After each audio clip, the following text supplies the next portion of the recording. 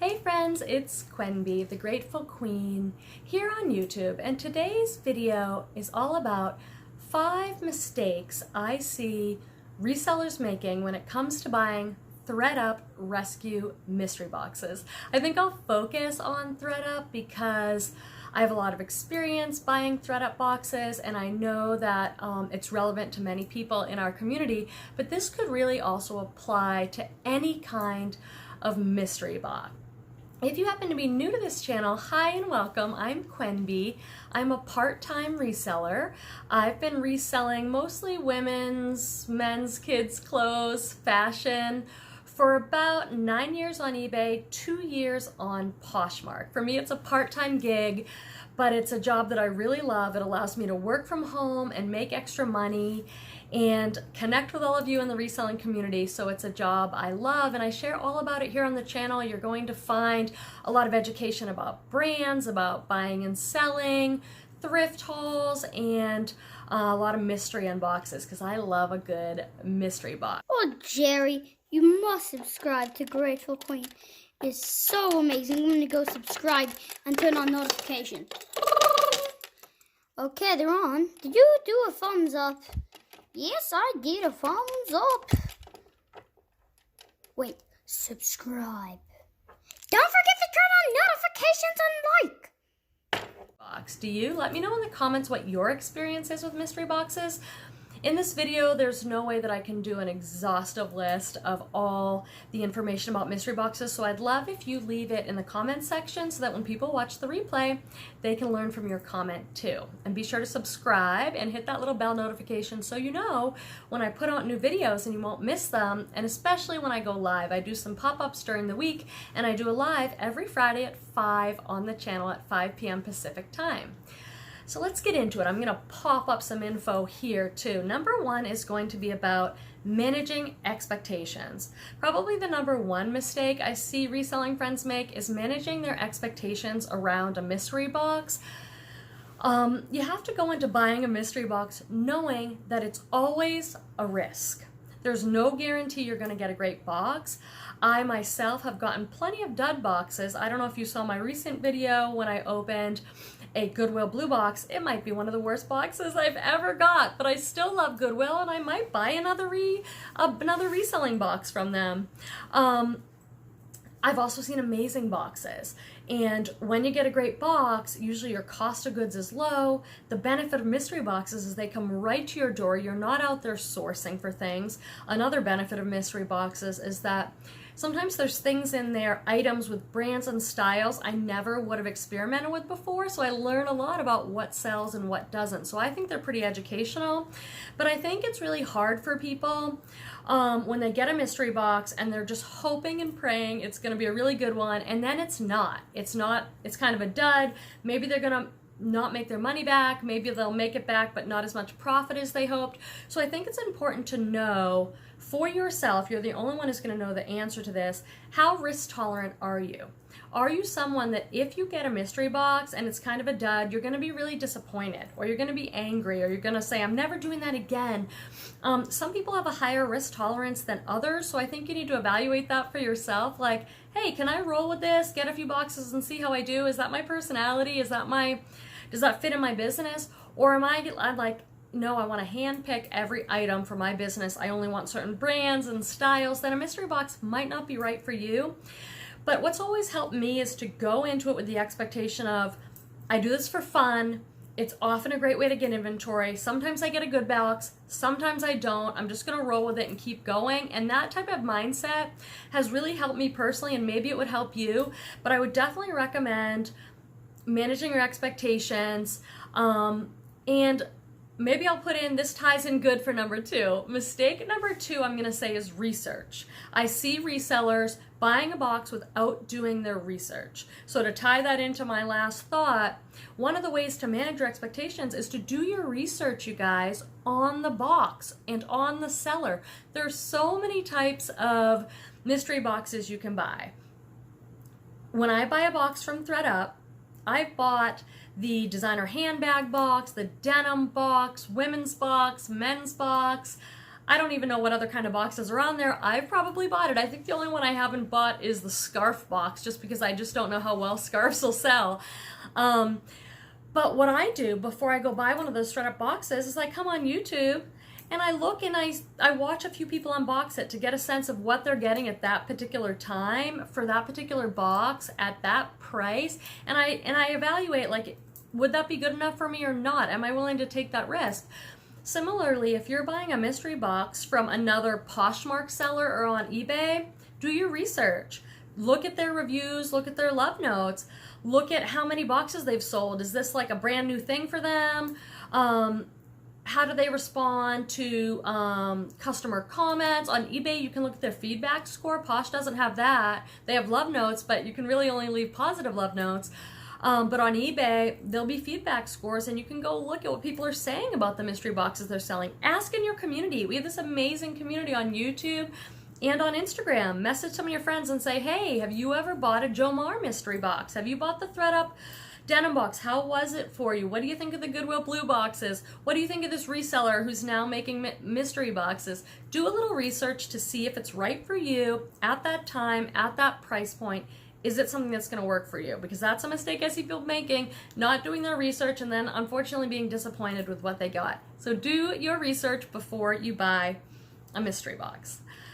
Number 3 mistake that I see people making is buying small. And what I mean by that is a few different things. I think if you're going to buy a mystery box and they're giving you a choice of 10 items, 20 items, 45 items, buy a larger lot. And the reason I say that is because there's a greater chance, if you just look at the statistics and the numbers of it, there's a greater chance of getting a few good things if you have a larger quantity, right? So if you get a box, if you buy Thredup box and you buy just 10 pieces of women's clothing, for example, you only have 10 chances to get some good things. But if you can spend a little bit more and you can afford it, you need to be able to afford it, know your numbers, know what your budget is, don't go beyond with a mystery box because it is a risk. You know, if you can get the 25 piece, then you have 25 items, you have a greater chance that at least a few of the items are going to be good and you might make your money back on those ones. So if you can, don't buy small. Buy a larger quantity. Buy a pallet. You know some of that stuff's going to be good in there. What I also mean is don't buy small is, a little tip, don't buy smaller sizes. If they have an option on their mystery box to get like women's size XL, plus size large, I would go with that because most of us agree, for many of us, larger sizes sell better. And tying that also into the last one, do your research. You can message people that are selling the boxes and be like, hey, what am I going to get in here? Is it all one size?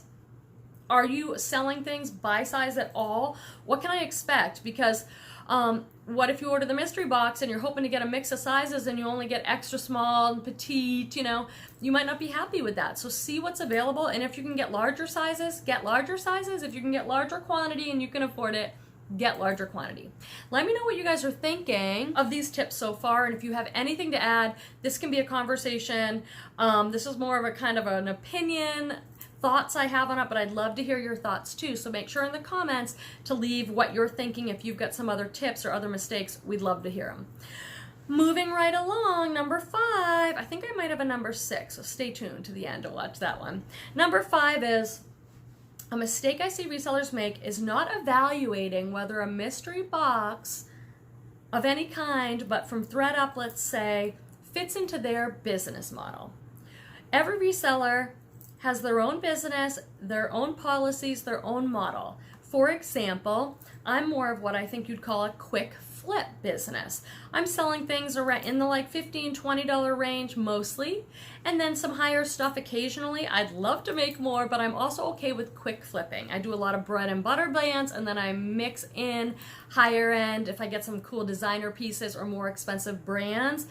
So for me, with a quick flip business model, I can get a rescue box and I can get some mall brands in there, and that's okay. I'm fine flipping those, But if your business model is more quality over quantity, a rescue box or a mystery box of any kind might not be great for you, because if you're a seller who really wants to make $50, $100 an item, chances are slim that you're going to get a mystery box that has enough items for you to use that business model with the inventory you get on the mystery box. So know whether you're more of a quick flipper, whether you sell higher end stuff. If your business model is a really curated closet and your closet is mostly I don't know, women's career wear, and you sell a lot of high heels and sheath dresses and stuff, and you've got a more curated closet, you like blazers, you don't want to get a bunch of other bohemian items, kimonos and things that you don't really fit because they don't fit in your curated closet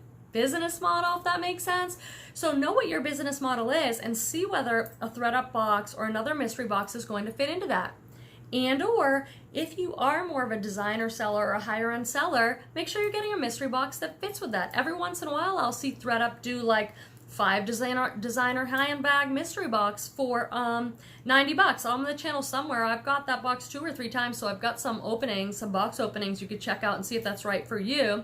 But there are other people who sell designer mystery boxes, so make sure the type of box that you're getting fits into the business model and your store or closet, so that you're going to end up being happier with your box. Okay, moving right along, I have absolutely no idea what number we're on anymore, but I will put it up there for you.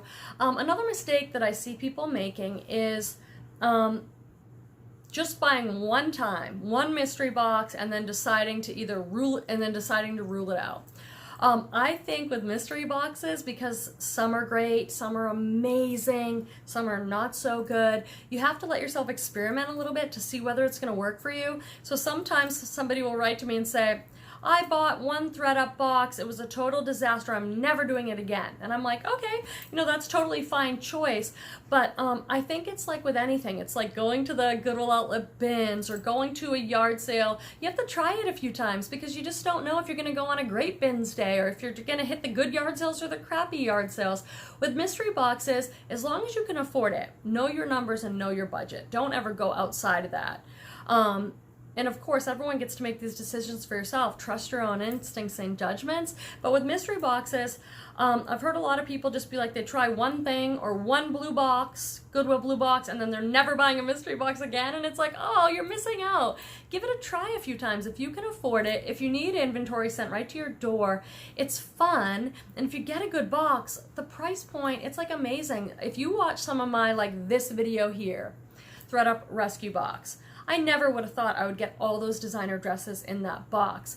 I couldn't afford to go out and buy those dresses for my business, but in the Thredup box, it ends up being like $3 a piece. So I'm getting like a new with tag Diane Von Furstenberg dress from Thredup Rescue Box that for some reason didn't sell on their site, and now I got it for $3.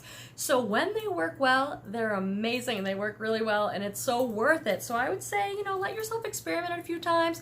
Try Thredup, try Blue Box, try Jomar, try B&G, try we have plenty of awesome local sellers on Poshmark or eBay that sell boxes. Try them out and see how you do. I personally love a good mystery box.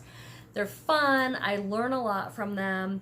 Thredup has been really great for me lately. I have another box downstairs. We'll see how that one is. I don't know if my luck is gonna run out, but let me know what you think. I'd love to hear your thoughts. And if you have any tips for people on buying mystery boxes or other things like that, please let us know so that other people can learn from you in the comments. Let me know what you think. If you have any questions or comments, I'd love to hear them, and I'll see you guys in the next video. Thanks for watching. Bye. Make sure to like and subscribe. Hit it. Punch it.